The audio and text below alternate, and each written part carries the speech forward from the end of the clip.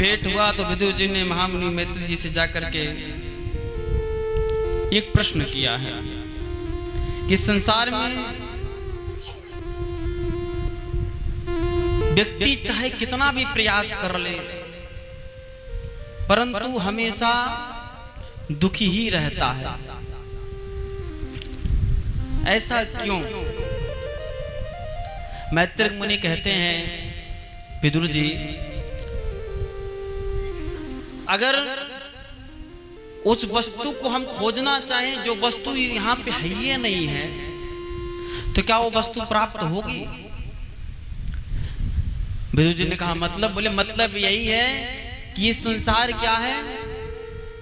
दुख आलय। और हम लोग यहां आकर के क्या खोजते हैं? सुख खोजते हैं।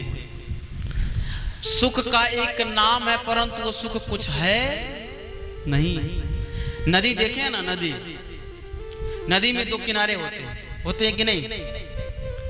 लेकिन कभी जीवन में आपने देखा कि कहीं पे सुना या कहीं अखबार में पढ़ा कि दोनों नदी के किनारों को एक में मिला दिया गया? मिला? हाँ, चाहे कितना भी पुल बना ले। हाँ, लाख पुल तो बनाए गए हैं मगर दो किनारों को कभी न जोड़ा गया। रोए थे राम भी मां सिया के लिए, रोए थे राम भी मां जानकी के लिए, फिर हमारा तो रोना कुछ भी नहीं।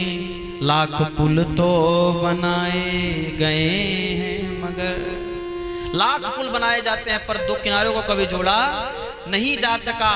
उसी प्रकार से भगवान राम भी माता जानकी के लिए रोए।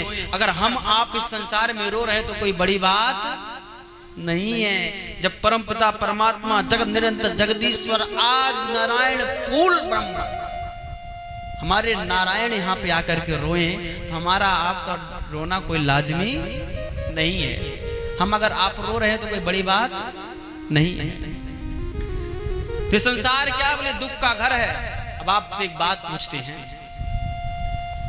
कि जहां पे दूध मिलता है, दूध की डेयरी होती है, वहां जाकर के आप कह दीजिए कि हमको 1 मीटर कपड़ा चाहिए, तो क्या मिलेगा? क्या मिलेगा? और दूध की दुकान पे जाकर के 1 मीटर कपड़ा मांगे तो नहीं मिलेगा। और कपड़े की दुकान पे जाकर के कह दे कि हमको 1 लीटर दूध दे दीजिए, तो क्या मिलेगा? उसी प्रकार से संसार है, संसार में दुख भरा हुआ है और यहाँ आकर के सुख मांगते हो तो मिलेगा?